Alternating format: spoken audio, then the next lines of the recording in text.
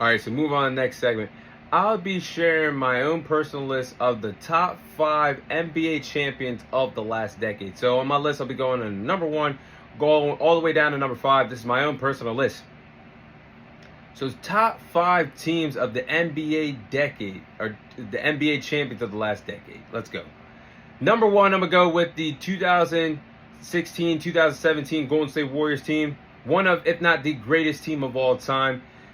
They had so much star power. They broke the damn league at the time. Steph Curry, Klay Thompson, Kevin Durant, Draymond Green, Andre Iguodala. They went 16-1 in the NBA playoffs that year to cruise to another title to bring to the Bay Area. Number 1 on my list.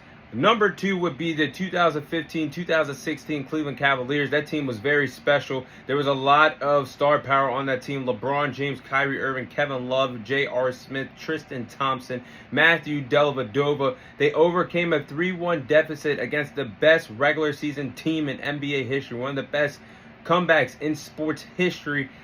I got to put them number 2 on my list. Number 3 on my list is the reigning, defending NBA champions, the 2024-2025 Oklahoma City Thunder, the youngest team in the league. Just won 68 games in the regular season. Number 1 defense in the league. A young, talented trio out there in Oklahoma with SGA, Chet Holmgren, and Jalen Williams. They got a bright future. Number 3 on my list. Number 4 on my list, I will go the 2023-2024 Boston Celtics team. 64 wins, 18 losses in the regular season that year. They were stacked from top to bottom. Jason Tatum, Jaylen Brown, Porzingis, Derek White, Drew Holiday. The list goes on.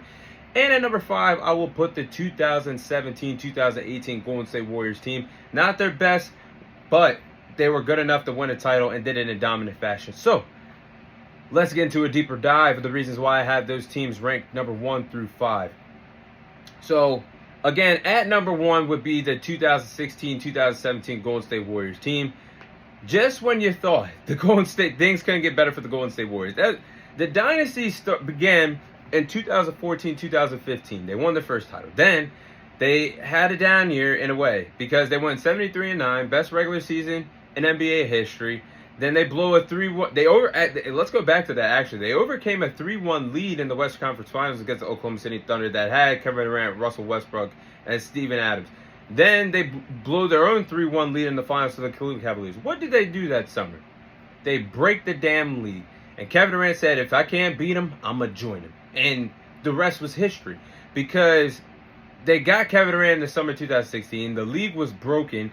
They went 16-1 in the playoffs. The only time they lost a game in the NBA playoffs was game 1 in the NBA Finals that year to the Cleveland Cavaliers. Other than that, they swept everybody in the first round, second round, Western Conference Finals, and gentlemen swept the Cleveland Cavaliers in the NBA Finals. There was no formula to success.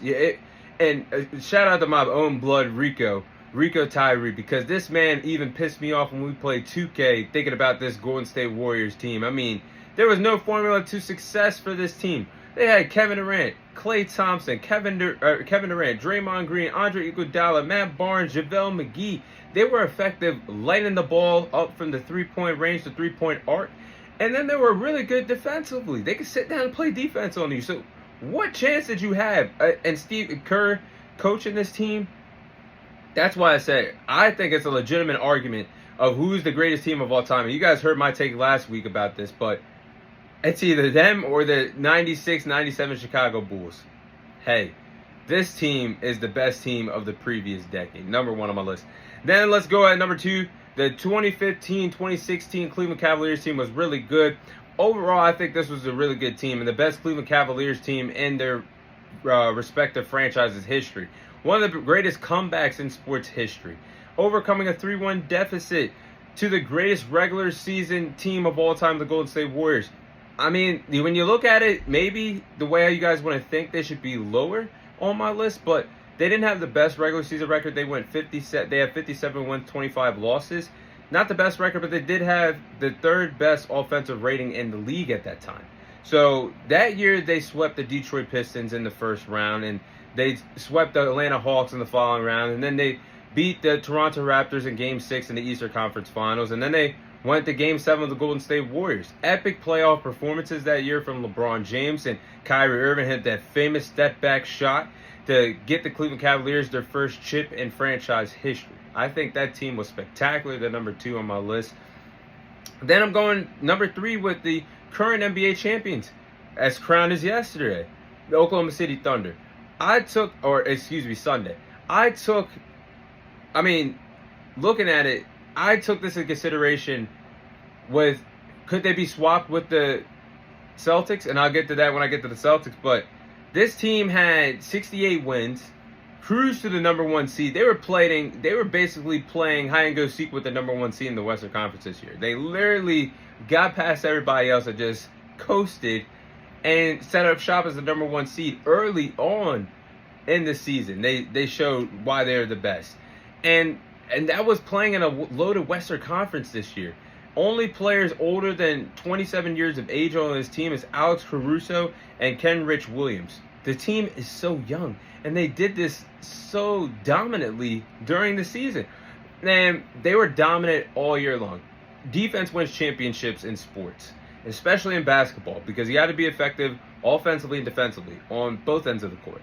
But dominating defense, they led the league in steals, turnovers, forced turnovers, and defensive rating. That is impressive. And looking at their run in the playoffs, they swept the Memphis Grizzlies in the first round. They beat the Denver Nuggets in the second round in Game 7.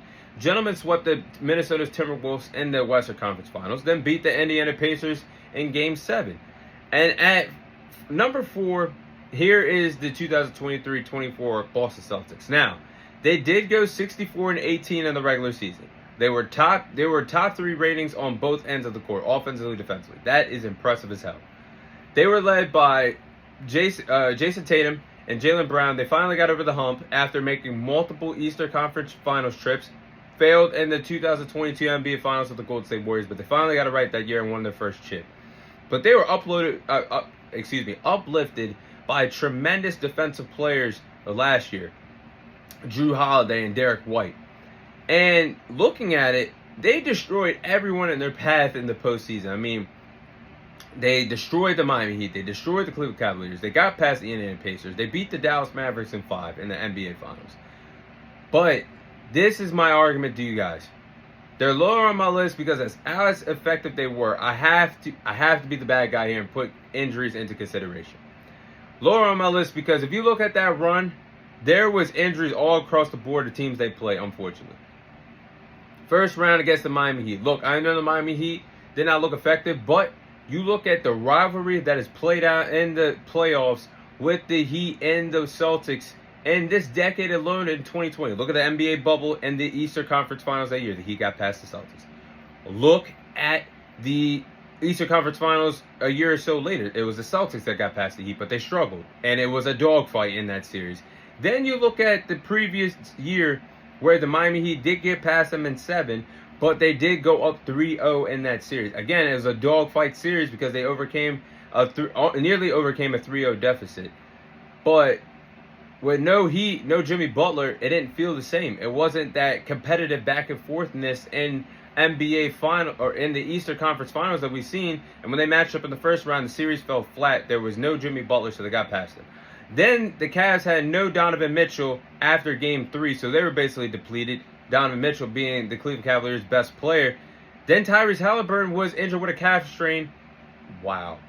I'm going to say my comment because I just thought about Tyrese Halliburton having back-to-back calf strain injuries, and I hate injuries. But Tyrese Halliburton a year ago did have a calf strain injury in the Eastern Conference Finals, and they played Luka Doncic in the finals that was not 100% healthy. There was injuries all across the board. I'm not shading them, but you got to put. That's why they're lower on my list, based off of who they played, how they played them, and the injuries do play a factor in championship runs. So I will put that number 4 on my list. And last but not least, I put the 2017-2018 Golden State Warriors here because they weren't as good as the year prior. They were still a tremendous team, don't get me wrong, but they were not as good as the 2016-2017 version of this team. They weren't 100% healthy during the regular season as well. There was players in and out of the lineup.